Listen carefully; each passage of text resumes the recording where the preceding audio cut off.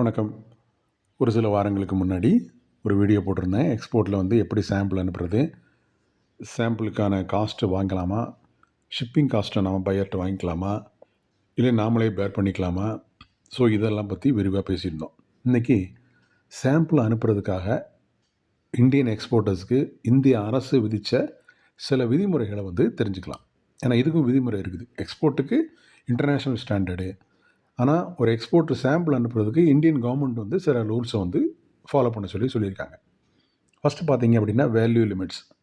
ஒரு ஏற்றுமதி நிறுவனம் ஒரு நிதியாண்டில் எந்த அளவுக்கு அதனோட வருவாய் இருக்கோ, அதாவது டிரான்சாக்ஷன் இருக்கோ, அதில் 2% அளவுக்கு அல்லது 5 லட்சம் ரூபாய், இதில் எது குறைவோ அந்த அளவுக்கு ஃப்ரீ சாம்பிள்ஸை அனுப்பிச்சிக்கலாம்.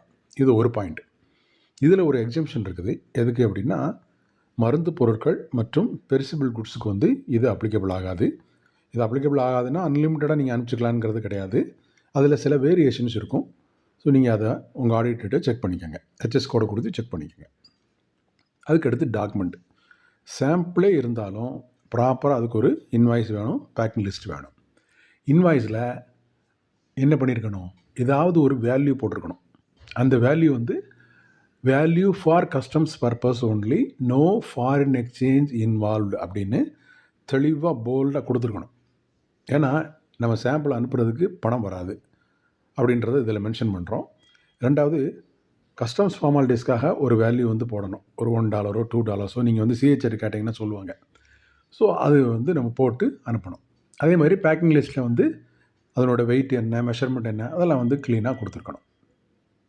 இது விற்பனைக்காக அல்ல, சாம்பிள் பர்பஸ் ஒன்லி அப்படின்ற அந்த டிக்ளரேஷன் தனியாக உங்கள் கம்பெனி லெட்டர் ஹெட்லேயும் சில நேரம் கேட்பாங்க. சில நேரங்களில் நம்ம இன்வாய்ஸில் கீழே டிக்ளேர் பண்ணதே ஏற்றுப்பாங்க. சில நேரங்களில் உங்கள் கம்பெனியோட லெட்டர் ஹெட்லேயே நீங்கள் கொடுங்க அப்படின்னு சொல்லி கேட்பாங்க. ஸோ அப்படி கேட்டாங்கன்னா நீங்கள் அப்படியும் கொடுக்க வேண்டியிருக்கும். இப்போ சாம்பிளோட வெயிட் ரொம்ப குறைவாக இருக்குது, நீங்கள் டிஹெச்எல்லையோ அல்லது இந்தியா போஸ்ட்லையோ ஏதோ ஒன்றில் நீங்கள் அனுப்புகிறீங்க அப்படின்னா, இந்த கஸ்டம்ஸ் ஃபார்மாலிட்டிஸ் எல்லாம் அவங்களே பார்த்துப்பாங்க. நமக்கு எந்த தலைவலியும் இல்லை. சில நேரங்களில் நாம் சாம்பிளே கண்டெய்னரில் ஒரு எல்சிஎல்லாக கூட அனுப்ப வேண்டியிருக்கலாம். ஸோ அந்த மாதிரி பெரிய ஒரு ஒரு சின்ன மிஷினரியாக இருக்கலாம், ஏதோ ஒன்று சைஸ் பெருசாக இருக்கலாம், கொரியரில் அனுப்ப முடியாத ஒரு பொருளாக இருக்கலாம். ஸோ அதுக்கெலாம் நம்ம சாம்பிளை கப்பல் மூலயமா அனுப்பும்போது நான் மேலே சொன்ன அந்த declaration, proper invoice, proper packing list எல்லாமே அட்டாச் பண்ணி ஆகணும். அதே மாதிரி ஏற்றுமதிக்கு இந்திய அரசு என்னென்ன பொருட்களுக்கு தடை விதிச்சிருக்கோ அது சாம்பிளுக்கும் அப்ளிகேபிள் ஆகும்.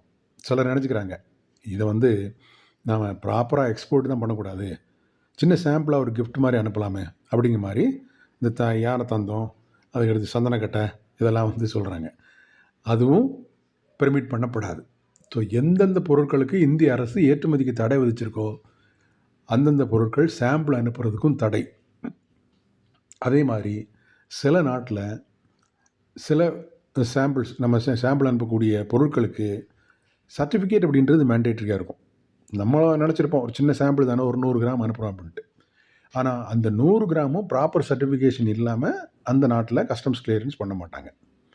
ஸோ அதை தெரிஞ்சுக்கிட்டு ப்ராப்பராக அந்த பொருளை அனுப்பும்போது அந்த சர்டிஃபிகேட்டையும் கண்டிப்பாக அதில் அட்டாச் பண்ணி அனுப்பணும். இதுவும் மேண்டேட்ரி. இது பலரும் இந்த இடத்துல தப்பு பண்ணுவாங்க. ஸோ நம்ம ப்ராப்பராக எக்ஸ்போர்ட் பண்ணும்போது சர்டிஃபிகேட் எடுத்துக்கலாம், இப்போ சாம்பிள் தானே அனுப்புகிறோன்னு அசால்ட்டை விட்டுருவாங்க. ஸோ அங்கே பையரால் அதை கிளியர் பண்ண முடியாது. ஸோ அதனால் அந்த லேப் சர்டிஃபிகேட்டு கண்டிப்பாக நீங்கள் அட்டாச் பண்ணியே ஆகணும்.